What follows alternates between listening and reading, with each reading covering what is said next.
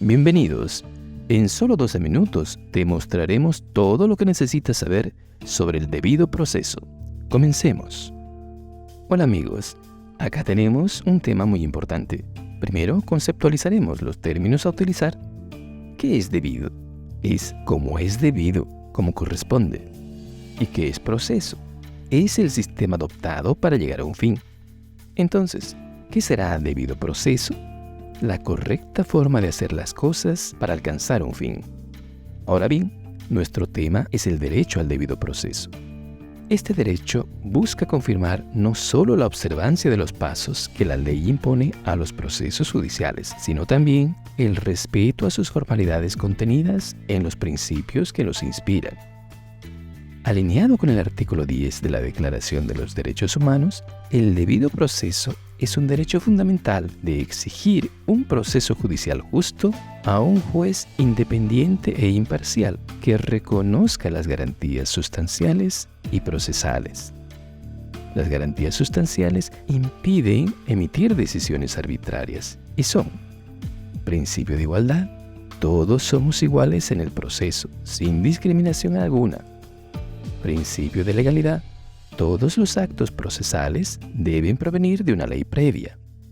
Principio de razonabilidad, es el sometimiento del proceso al test de razonabilidad analizando 1. El fin buscado por la medida, 2. El medio empleado y 3.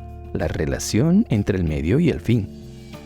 Principio de proporcionalidad, las resoluciones y sentencias deben ser necesarias y proporcionadas a los hechos sobre los que se pronuncian. Principio de contradicción es la confrontación de las pruebas en contra presentadas en el proceso. Así el juez valorará los argumentos de ambas partes. Y el derecho a indemnización por error judicial, que es la exigencia al Estado de la reparación de daños producto de un error del juez en detenciones ilegales, sentencias condenatorias u otros. Ahora, las garantías procesales permiten obtener un proceso formalmente válido y son: non bis in idem, no se puede juzgar dos veces el mismo hecho.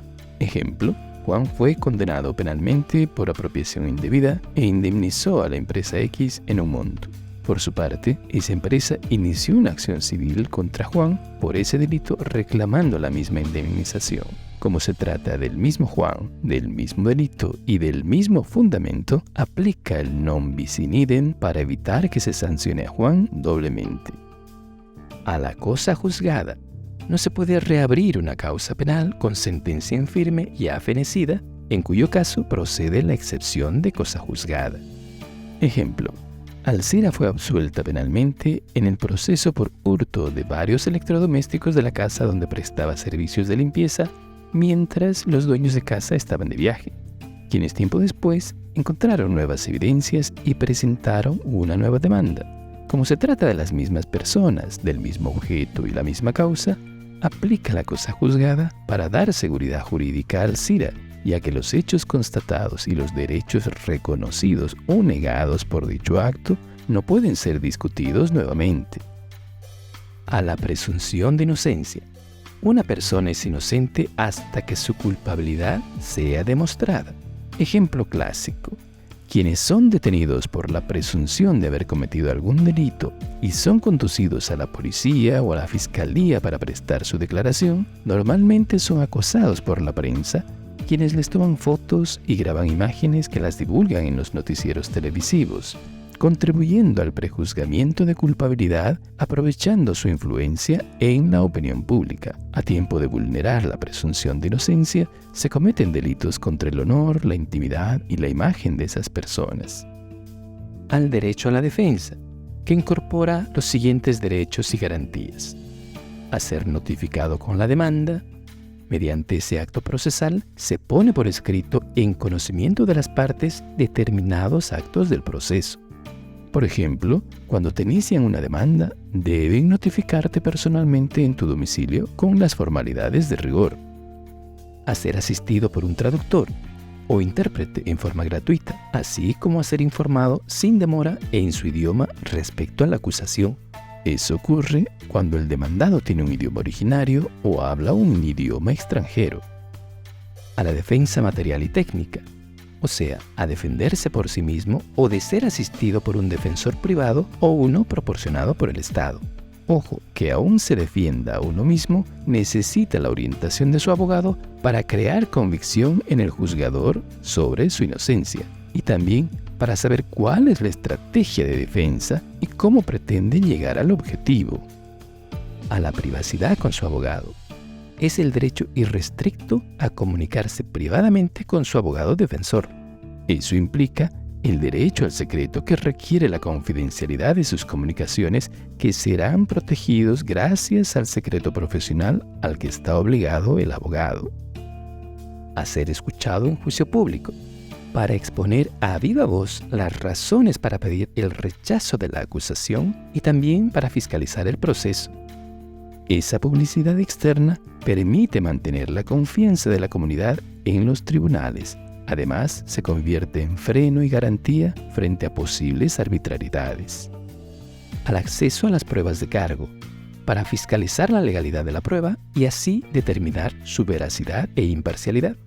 Eso no solo se refiere a presenciar los testimonios de testigos e informes periciales, sino también al acceso a todas las pruebas que consten en los expedientes. A presentar pruebas de descargo para demostrar su inocencia con el respaldo suficiente a tiempo de desvirtuar las pruebas de cargo. Deben cumplirse los requisitos de legalidad y autenticidad y sobre todo deben crear convicción por sí mismas. A impugnar resoluciones en caso de que el juzgador haya valorado las pruebas en forma arbitraria o errónea. Si bien todas las resoluciones son impugnables, debe prevalecer más la justicia que cualquier formalismo extremo que obstaculicen las garantías constitucionales. A la igualdad procesal de las partes.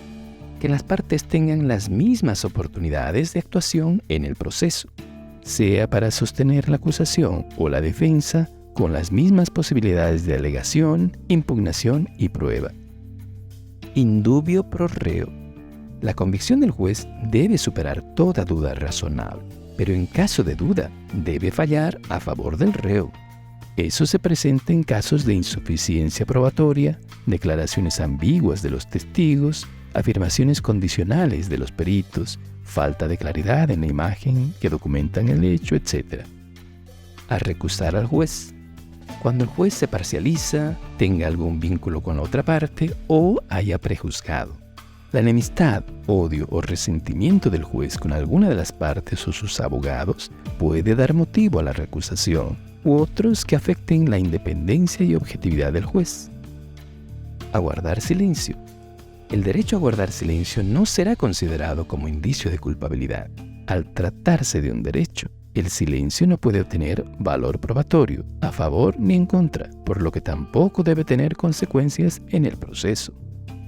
Y a no declarar contra sí mismo. Nadie puede ser obligado a declarar contra sí mismo, ni contra sus parientes consanguíneos. Como en el caso anterior, la abstención a declarar contra sí mismo no crea, en modo alguno, una presunción de culpabilidad en su contra. Ahora continuamos con las garantías procesales. Al juez natural. Es el juez competente, o sea, el llamado a conocer determinadas causas conforme criterios de territorio, materia y cuantía. Independiente, o sea, no subordinado a las partes. E imparcial, o sea, neutral entre las partes. Y designado con anterioridad al hecho que se investiga. Por lo tanto, si el hecho se produjo en el distrito A, no podrá ser de conocimiento del juez del distrito B. Si la materia del caso es laboral, no podrá ser de conocimiento del juez penal. Y si el hecho involucra una cuantía mayor, no podrá ser de conocimiento del juez de mínima cuantía. A un plazo razonable. Para impedir que los acusados permanezcan largo tiempo bajo acusación y asegurar que ésta se decida prontamente. El plazo debe apreciarse en relación con la duración total del proceso, desde el primer acto procesal hasta que se dicta la sentencia definitiva, y también en los plazos durante el proceso, debiendo operar la preclusión en caso de que una de las partes no haya presentado sus pruebas, por ejemplo, en el término establecido por ley. a una sentencia fundada y justa. A una sentencia justa y sobre bases legales suficientes, donde haya congruencia entre acusación y condena, interpretando con el mayor rigor posible todo aquello que conduzca a la decisión de las cuestiones de fondo en sentencia, para dar completa respuesta sobre las pretensiones concretas del demandante, señalando y justificando los medios de convicción en que se sustenta y los que se desecha, independiente de que la sentencia sea favorable o desfavorable a la pretensión. Y finalmente, a apelar la sentencia ante un tribunal superior si no están satisfechos con el resultado en el tribunal de primera instancia. El recurso de apelación emitida por el juez superior, confirmar, anula, reforma o revoca una sentencia total o parcialmente, favorable o desfavorable, reforzando el acceso a la justicia, ya que se vulneraría este derecho si en un juicio penal un acusado no tiene derecho a apelar su sentencia condenatoria. ¿Y cuáles son los efectos del debido proceso? En general, el debido proceso está instaurado como garantía constitucional y es más sensible en el campo penal porque ahí se legitiman las medidas de coerción personal que restringen la libertad de las personas. Por eso es vital el respeto y observancia de las garantías procesales, porque además está comprometida la fe del Estado. De eso depende la credibilidad de la población en la transparencia de los procesos judiciales. Y con eso hemos terminado el tema. Espero que lo hayas disfrutado aprendiendo fácil. Gracias por tu atención. Dale like y suscríbete para recibir más contenidos de la carrera. Y no olvides pedir los temas que necesites. Hasta pronto.